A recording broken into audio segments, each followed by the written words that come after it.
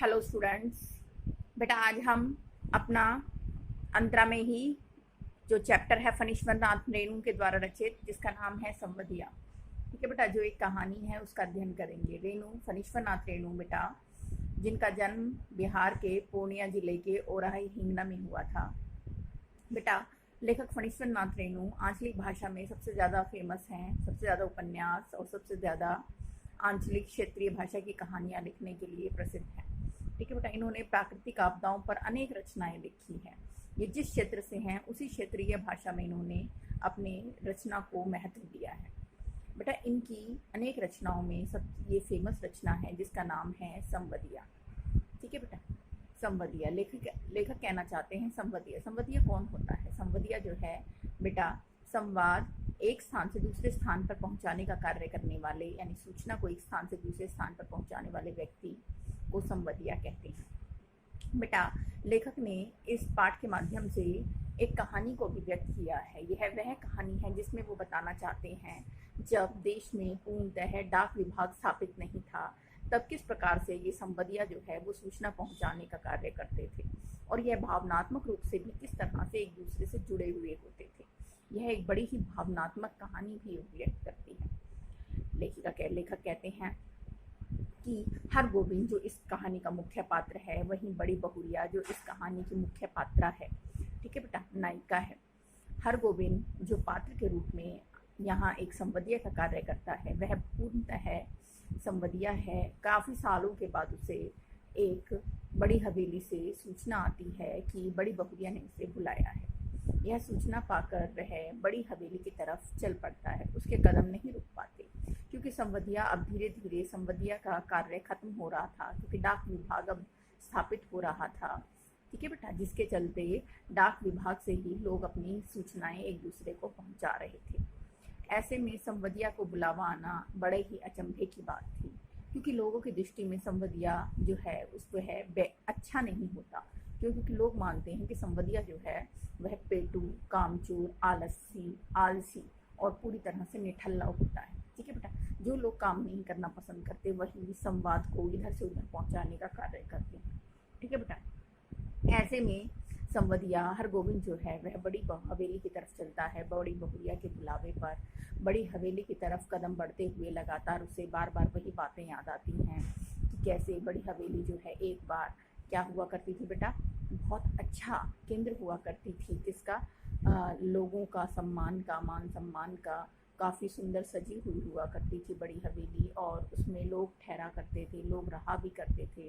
ठीक है बेटा, बड़े जो मालिक थे उनका कितना सम्मान था, गांव में कितनी प्रतिष्ठा थी। बड़ी बहुरिया उनका कितना सम्मान था। हर समय वह गहनों से सजी रहती थी और रेशमी वस्त्रों से लदी हुई रहती थी। नौकर चाकर रहते थे, चारों तरफ चहल पहल रहती थी। सभी उत्सव मनाने के लिए लोग वहाँ इकट्ठा हुआ करते थे। लेकिन आज वही बड़ी हवेली पूरी तरह से सुन्नी हो चुकी है। अब वहाँ पर केवल और केवल अकेली बड़ी बहुरिया ही रहती है। लेखक कहते हैं कि हरगोविंद यही सब सोचता हुआ चला जा रहा है। बड़ी हवेली में पहुंचने पर उसे वहाँ पर मोदियाइन नज़र आती है। मोदियाइन जो कि एक गांव की बड़ी बुजुर्ग महिला है। ठीक है, साथ ही वह सौदा बेचने का कार्य करती है। वह अपना उधार वसूलने के लिए ही वहाँ पर आई हुई थी। ठीक है बेटा, और ज़ोर ज़ोर से चिल्ला रही थी। ठीक है, हरगोविंद ने जैसे ही उसे देखा उसने उसे चिढ़ाना शुरू कर दिया, काबुली कायदा कहकर चिढ़ाना शुरू कर दिया।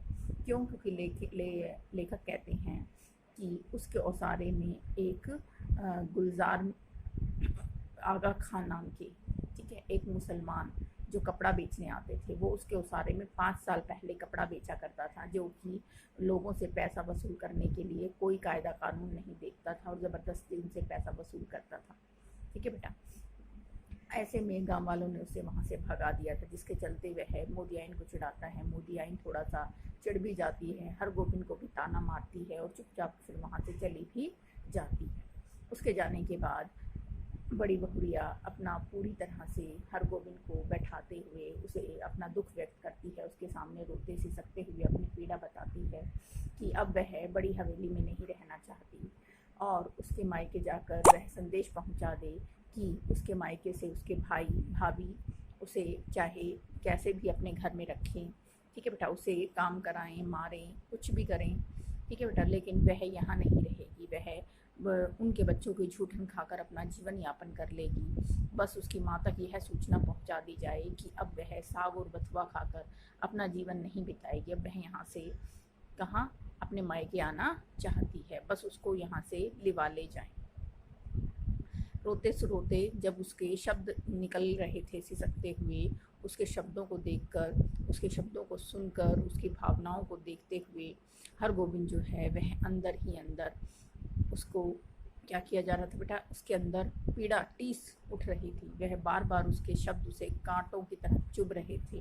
ठीक है बेटा, उसे लग रहा था जैसे बड़ी बहुरिया जो गांव की लक्ष्मी है, जो यहाँ की माँ है, अगर वह चली जाएगी तो गांव का क्या होगा, गांव की क्या मान सम्मान रह जाएगा, गांव के लोग उनके विषय में क्या कहेंगे।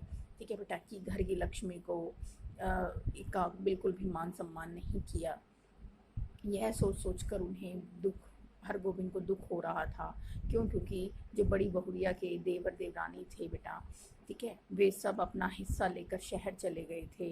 हर चीज़ का बंटवारा हो चुका था। बड़ी बहुरिया के हिस्से में केवल और केवल हवेली आई थी और बाकी सब कुछ पति के मरने से पहले ही ख़त्म हो गया था। और बाकी का हिस्सा अपना लेकर वे चले गए थे। साल में आते थे, अपना हिस्से का अनाज वगैरह जो भी था वह लेकर बोरियां भर भर के अपना चले जाते थे। ठीक है बेटा, बेच कर लेकर, लेकिन बड़ी बहुरिया को कोई कुछ नहीं देता था, ना ही उसे कोई अपने साथ ले जाता था, जिसके चलते वह अकेली उसको हवेली में अकेली रह गई थी। ऐसे में हरगोविंद जो है उसको यह संदेश उसकी माँ तक पहुँचाना था। ठीक है बेटा, हरगोविंद जो जलालगढ़ का संबंधिया था, उसे यह सूचना ले जाने के लिए नए बड़ी बहुरिया ने 5 का एक नोट भी निकाल कर दिया और कहा कि अगर कम पड़ जाए तो उसकी माँ से और ले ले। ठीक है बेटा, हरगोविंद बार बार यही सोचता हुआ चला जा रहा था कि वह कैसे यह सूचना दे, किस तरह से। उसको एक एक शब्द, एक एक सिसकता हुआ शब्द जो है उसके कानों में बार बार गूंज रहा था कि वह यहाँ से जाना चाहती है, वह यहाँ नहीं रहेगी। यही शब्द उसको रास्ते भर उसके कानों में गूंजते रहे। वह पहले कटिहार, जलालगढ़ से कटिहार जंक्शन तक गया, जो कि 20 मील की दूरी पर था। वहाँ से कटिहार जंक्शन से उसने प्लेटफॉर्म नंबर 1 से थाना बिहपुर जाने वाली गाड़ी को पकड़ा। वहाँ से थाना बिहपुर पहुँचकर भी उसे रह कर बड़ी बहुरिया के शब्द उसके कानों में गूंज रहे थे, उसके अंदर एक टीस उठ रही थी। ठीक है बेटा, ऐसे में वह जैसे ही गांव में प्रवेश करता है, सबके सब उसे जलपान के लिए आग्रह करते हैं। जलालगढ़ का संबंधी आ गया, यह कहकर उसका सम्मान किया जाता है। वैसे भी संबंधियों का आतिथ्य सत्कार होता है। उसके बड़े भाई ने भी उसका आतिथ्य सत्कार किया, यहाँ तक कि उसे अच्छा अच्छा खाना भी परोसा। और माँ के द्वारा जब समाचार पूछा गया तब उसने केवल और केवल यही कहा कि उनकी बेटी ठीक है और दशहरे की छुट्टियों में वह उनसे आकर ज़रूर मिलेगी, क्योंकि वह सही समाचार नहीं दे पाया। ठीक है बेटा, उसको बार बार यही याद आ रहा था कि अगर गांव की लक्ष्मी गांव छोड़ जाएगी तो गांव में बचेगा ही क्या। इसलिए वह उचित समाचार नहीं दे पाया और झूठ बोलते हुए उसने असली समाचार को छिपा लिया। लेकिन बार बार पीड़ा भी उठ रही थी कि वह कैसे उसकी पीड़ा को दुख काटे। अगले दिन वह वहाँ से जाने के लिए निकल पड़ा।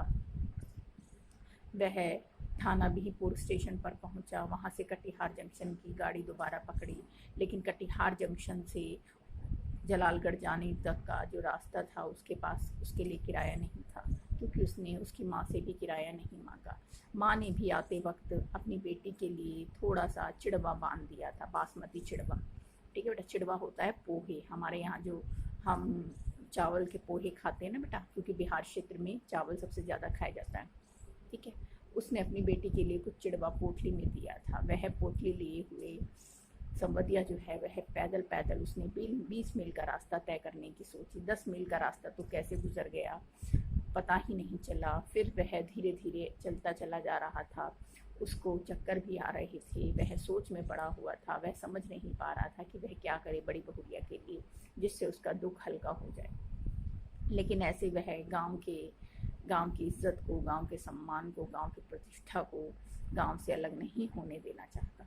ठीक है बेटा, इसलिए यही सोचते हुए वह चला जा रहा था, लेकिन ना जाने कब पास पहुँचते पहुँचते वह कब ढेर हो गया।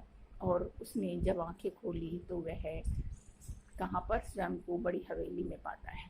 ठीक है बेटा, बड़ी बहुरिया जो है वह उसके लिए उसके पास बैठी थी, जो उसके लिए दूध लेकर आई थी, दूध में चिड़वा डालकर, गर्म दूध में चिड़वा डालकर लेकर आई थी। ठीक है, बड़ी बहुरिया को देखकर वह जोर जोर से रोने लगा कि अब हम आपको यहाँ से नहीं जाने देंगे, आप मेरी माँ के समान हैं और आप हमारे गांव की इज्जत हैं, आपका सारा काम, अब जो भी हुक्म होगा वो मैं करूँगा, लेकिन हम अपने गांव की लक्ष्मी को अपने यहाँ से नहीं जाने देंगे। यह कहते हुए हरगोविंद जोर जोर से रोने लगा और बड़ी बहुरिया ने भी उसे प्रेम पूर्वक बेटे के समान गले लगाया। और वह, क्योंकि वह भी पछता रही थी कि उसने यह सूचना अचानक से कैसे अपने मायके भिजवा दी। ठीक है बेटा, उसे भी थोड़ी सी राहत मिली जब उसे पता चला कि संवदिया ने, हरगोविंद ने उसकी यह समाचार उसके मायके तक नहीं पहुंचाया। ठीक है बेटा, उसे भी थोड़ी सी राहत मिली। यही सोचकर वह लगातार क्या थी, अपने मन को संतुष्टि बंधा रही थी। उसने हरगोविंद को गर्म दूध और पोहे खाने के लिए दी। धन्यवाद।